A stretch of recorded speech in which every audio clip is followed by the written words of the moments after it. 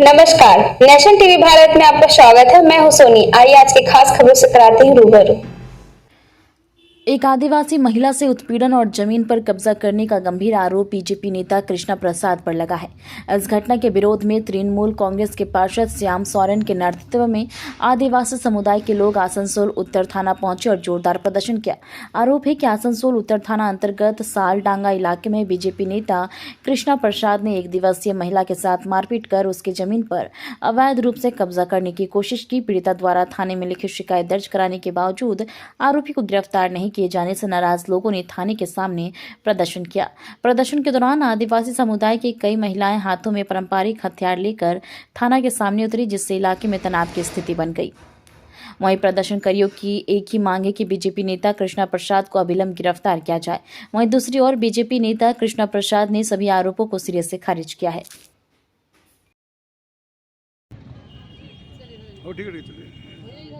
को लेकर क्या कहेंगे? चोर का सरकार है, इनको डर है, भारतीय जनता पार्टी से डर है। कृष्णा प्रसाद इनका पोल खोल दिया, 25,000 घरों में गए।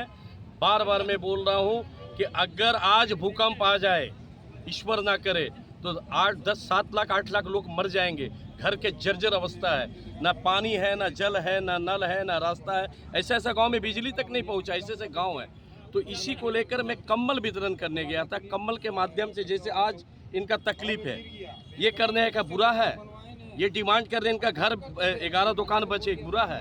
तो हमने तो सेवा काम करने गया था, तो टीएमसी को डर हो गया। माननीय मौलाई घटक इस षड्यंत्र रच करके साजिश के तहत एफआईआर किया है।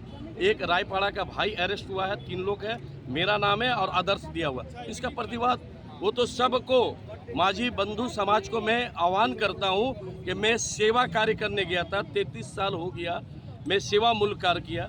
उनको डर हो गया, तो इसीलिए सबको बस भेज रहे हैं कि ये थाना घेराव किया जाए और हमारे गिरफ्तारी का वो लोग मांग करवा रहे हैं। ये टीएमसी करवा रही है। वो भोला आदमी है। आज आदिवासी लोग भोला इंसान है, उनको भ्रमित करके हमारे खिलाफ को खड़ा किया जा रहा है। तो जनता जनार्दन जानती है कि क्या होने वाला है। फिर से बोले मौलाई घटक का घर घेरेंगे, सीपी ऑफिस घेराव होगा, इनको छोड़ेंगे थोड़ी, इनका सब कुछ करेंगे। वेट करिए, ये घेराव करेंगे हम लोग।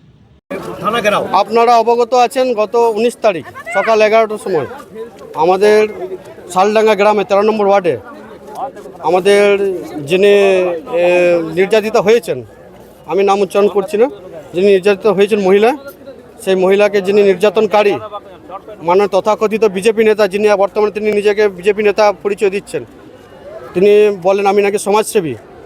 যারা ঝান্ডা নিয়ে মানুষের ঘরে রাতের অন্ধকারে ভোরে সকালের ভোরে যারা বাড়ি বাড়ি পৌঁছায়, তারা সমাজসেবী হতে পারে না।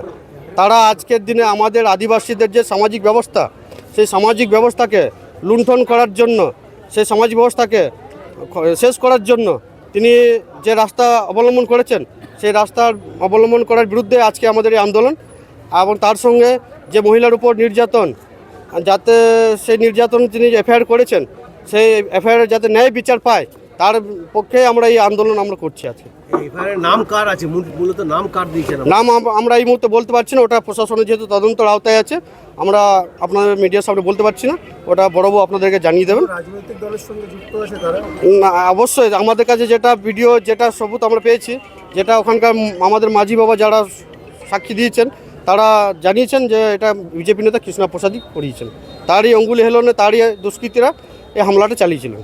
আপনারা কি মূলত কৃষ্ণা প্রসাদের নামে অভিযোগ করতে এসেছেন? কৃষ্ণা প্রসাদের অলরেডি এফআইআর হয়ে আছে।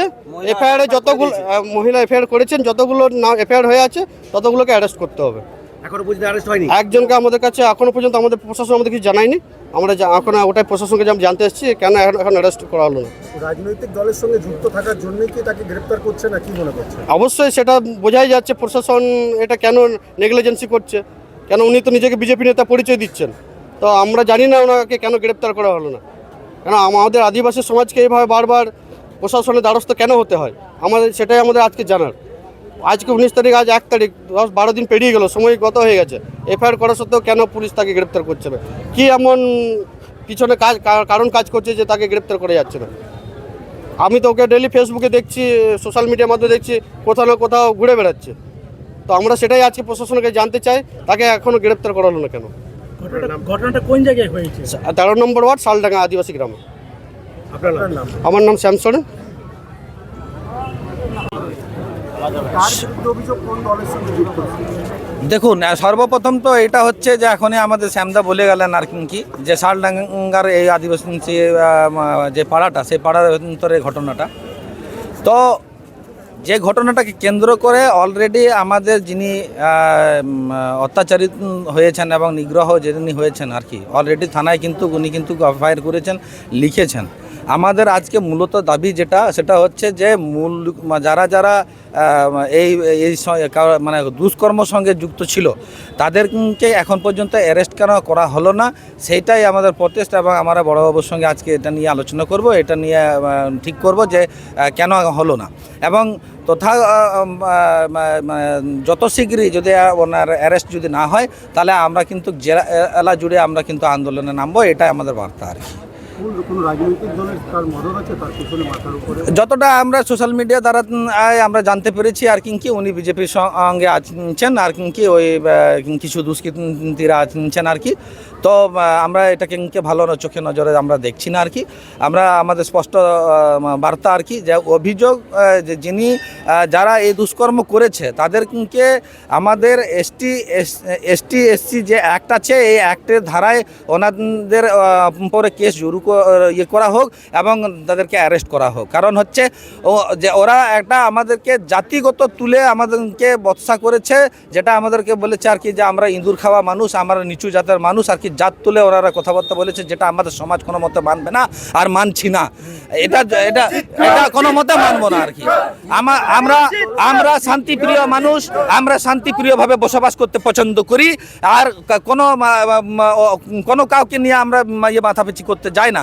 কিন্তু ওরা এই যেভাবে আমাদের এখানখানে শালডাঙ্গাতে যে আমাদের আদিবাসী জমিগুলো আছে, সেই জমিগুলো পরে ওরা বলছে যে ওরা দখলদারি করবে, জবর করে আমাদের ওই শালডাঙ্গা থেকে যতগুলো আদিবাসী পাড়া আছে সেই পাড়াগুলো থেকে তুলে ফেলে দেওয়া হবে, এইরকম আমাদেরকে হুমকি দুমকি দেওয়া হচ্ছে। আমরা এই ভারতবর্ষে মূল নাগরিক হয়ে আমরা আজ পর্যন্ত কোনো আশেপাশে যতগুলো লোকজন আছে কাউকে বিরক্ত করি না, কিন্তু আজকে এতটাই মানে দুঃসাহস, এতটাই ওরা এনার্জি পেয়ে গেছে যে আজকে আমাদের আদিবাসী পাড়াতে এসে আমাদের মহিলাদের ওপর অত্যাচার করবে, এটা আমরা কোনো মতে মানব না।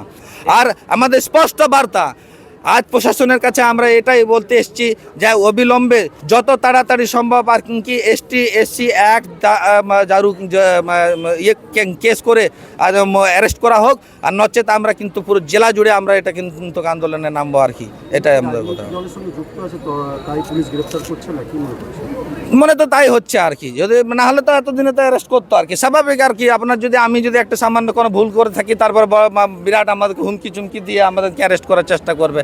ওনাকে কেন অ্যারেস্ট করা হচ্ছে না আর কি, কি এমন ওনার কাছে আছে আর কি যে ওনাকে অ্যারেস্ট করা হচ্ছে না আর কি? দেখুন, ওটা আমি এখন ঠিকভাবে বলতে পারবো না। প্রথমত আমরা প্রশাসনের সঙ্গে কথাবার্তা বলে নেব, তারপরে ওনার পরে যা কথাবার্তা হবে ওর তারপরে আমরা আপনাদেরকে জানিয়ে দেবো। আজকে আমরা বিক্ষোভের মূল কারণটা হচ্ছে যে আমরা যে অভিযোগপত্র আমরা থানায় দিয়েছি তার ভিত্তি করে এখন পর্যন্ত 19 তারিখে হয়েছে, 19 তারিখে অভিযোগ দেওয়া হয়েছে, এখন পর্যন্ত যে মূল অভিযোগ তারিখ সে এখন কিন্তু অ্যারেস্ট হলো। আমার নাম সারসেগুন কিসকু।